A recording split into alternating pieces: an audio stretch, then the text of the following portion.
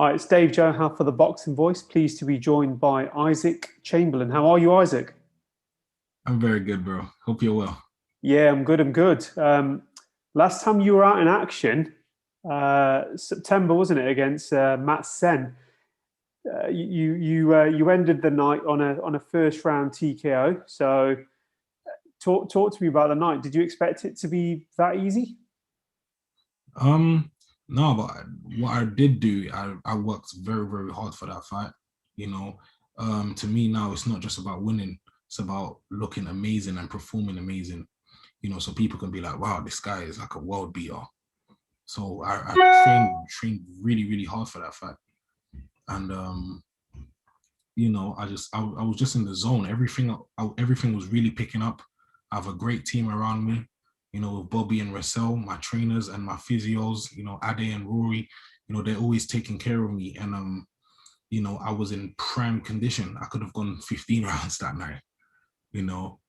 Um, it was really good, and I came there with the right mental state for fighting. I wasn't too emotional. Everything was great that night.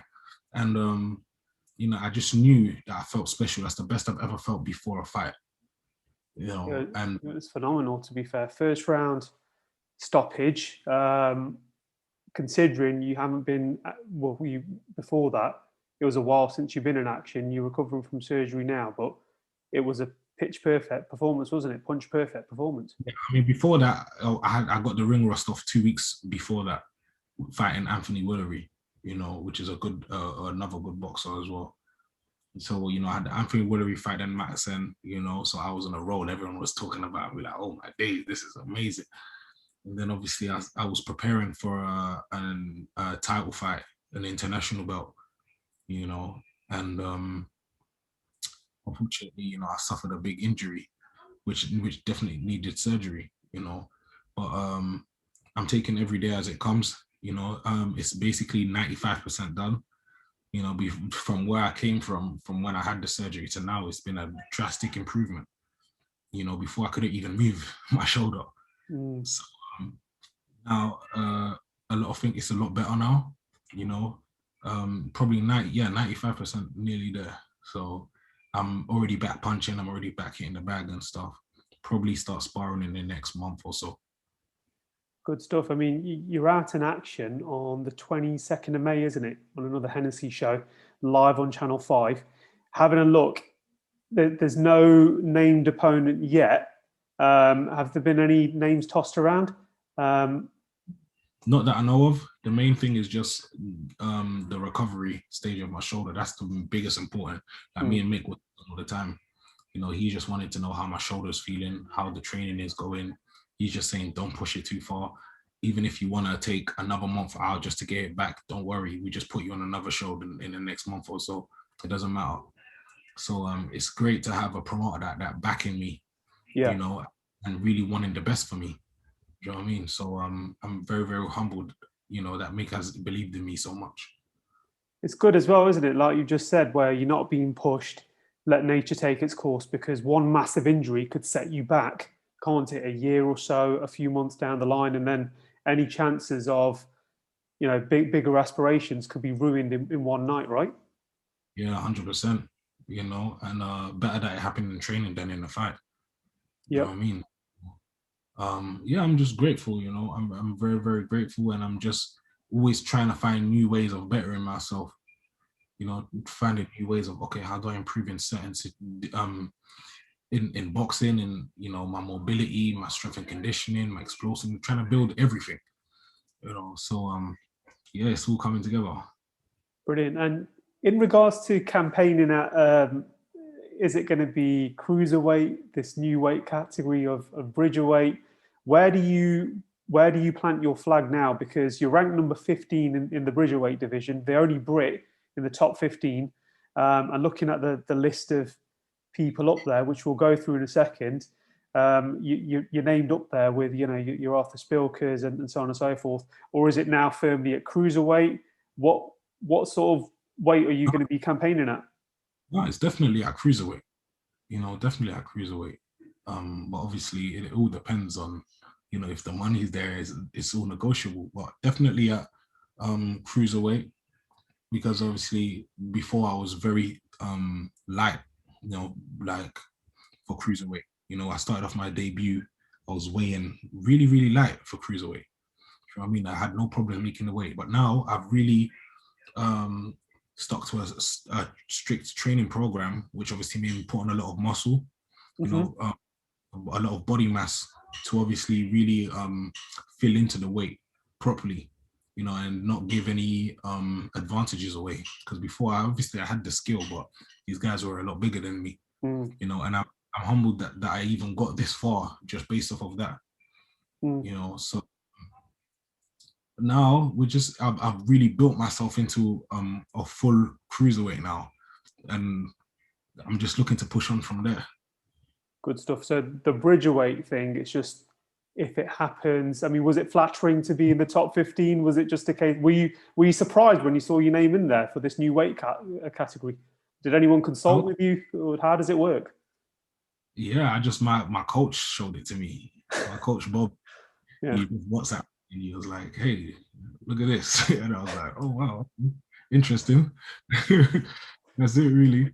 Yeah, so it's just a case of it's just flattering to be up there, and I mean that's cleared a few things up, because when I saw the fight that it's TBA in terms of an opponent, it doesn't quite say on BoxRec or anything yet, cruiserweight or bridgerweight, and I suppose the consult with the WBC, it's a different sort of avenue to go down, but that's good. At least you've made a decision of where where you want to be on that as well, which is excellent. Yeah, because you know, look at all the other governing bodies. So what happens then? Do you know what I mean? And I don't really like the name. I don't like the name Bridgerweight. I don't know. I don't like it. Yeah, but it's brand new, isn't it? So. Yeah, so I'm just really focusing on the division I'm in at the moment, you know, trying to be the best I can be in that division. And then who knows what could happen in the future. Yeah, I mean, the most important thing is your shoulder surgery and everything, and you know, come 100%. May the 22nd. In regards to this year, if all goes well, May the 22nd, what's the plan for yourself, Isaac? Is it going to be another 3 more fights this year? 4? Are you looking to accelerate? Or trying to get 5 fights this year. Oh, brilliant! Trying to get 5 fights. We're trying to be very, very active. You know, just to really build up from the May 22nd fight, just to keep building.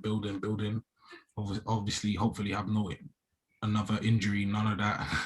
So we're just building, and then we'll definitely have a fight for some sort of title, probably in July or September, you know, and then just push on from there, really. So everything Mick has a great plan for me, you know, and I'm just following what he says, really.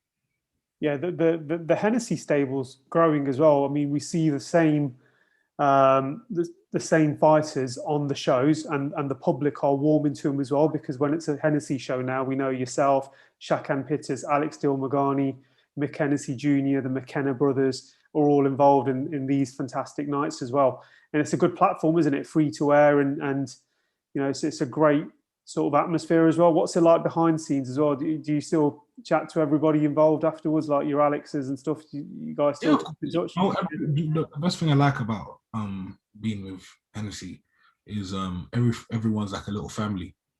You know what I mean? Which is you rarely see that in boxing. And everybody's really close knit. Everyone is really together. You know, we win together, we lose together. You know, and you hardly ever see that in boxing. You know what I mean? And it's very, very heartwarming for me, you know, because obviously with the stuff that I've been through in the past in boxing and in life, you know, to actually see that, this like, wow, you know, loyalty goes a long way. You know, it's never been about the money. The money will come, but it's never really been about the money. Do you know what I mean? Especially with someone like Mick as well. So you know, being with them, I think was the best move I've ever made in my career. Personally, I believe that.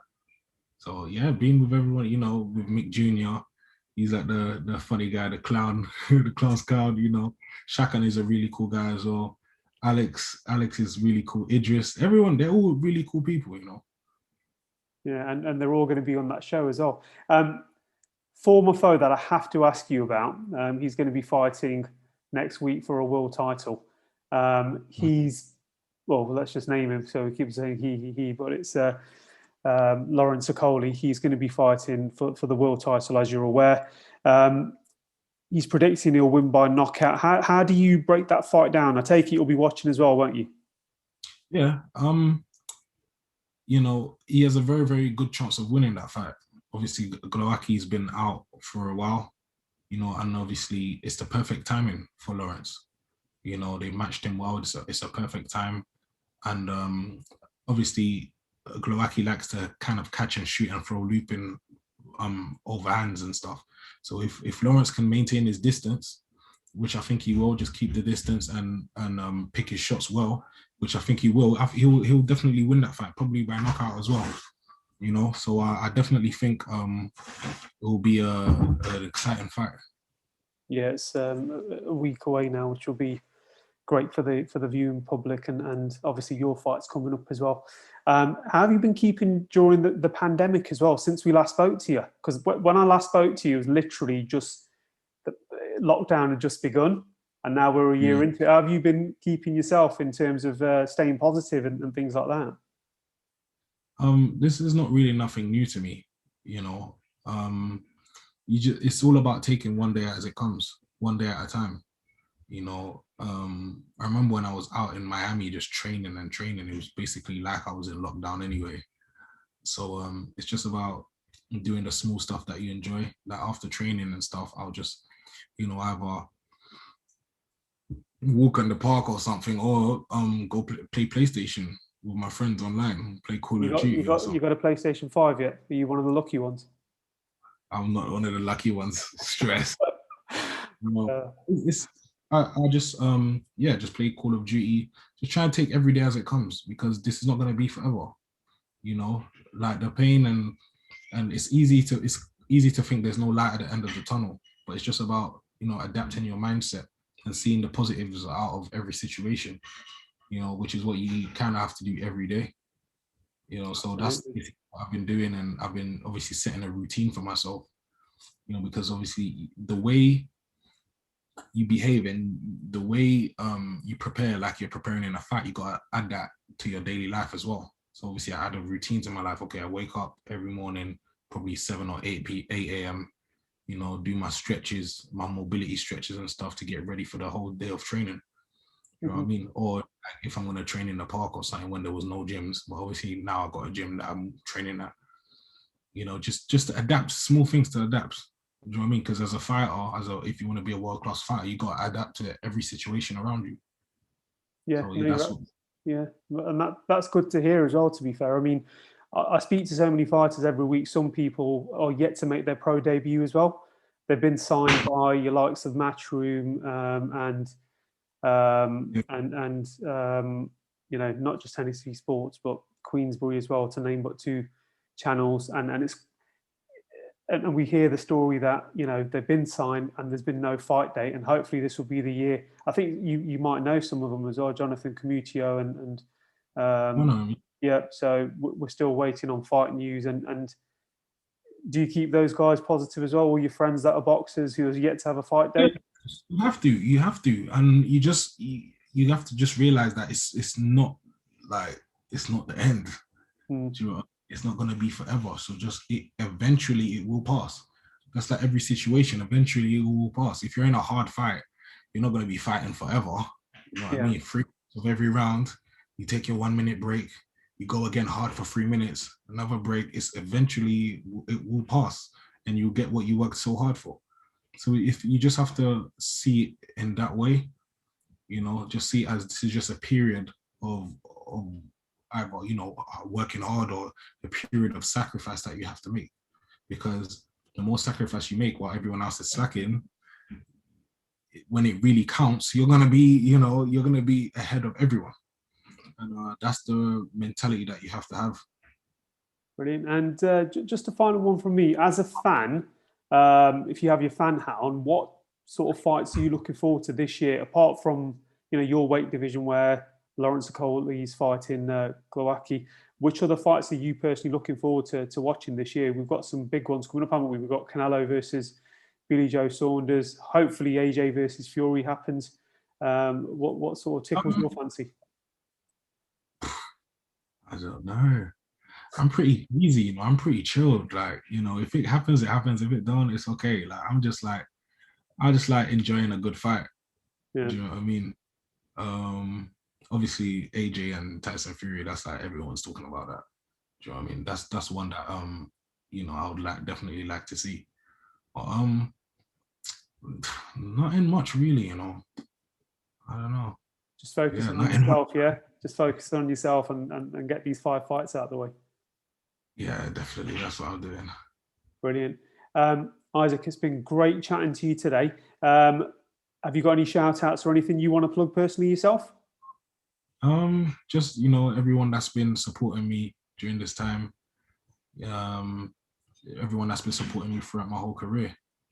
The guys at Vonda, my sponsors, Vonda Europe, they've been helping me a whole lot. Avanti Communications. Yeah. It's hard to think on the spot, isn't it, sometimes? Craig at Atlantic Swiss, Edo, my good guy Stephen. Yeah, I don't know. I can't speak to you right now. No, that's fair enough. Isaac, thank you once again from the Boxing Voice. Good luck on May the 22nd, and hopefully we'll be in touch soon, either before the fight or directly afterwards. All right, boss. Thank you very much. You take care, mate. Have a good one. So if you enjoyed the video, feel free to hit the like, subscribe, and share. As always, if you want to support us to the next level, head over to the patreon.com/ThaBoxingVoice. We have tons of exclusive from Border Wars, Entitled, betting shows, the list goes on and on and on. But in addition to that, if you guys have questions for fighters, trainers, and promoters, this is where you can submit them. We will run out, get these questions answered, and put it back on the show just for you guys. Appreciate it. Peace.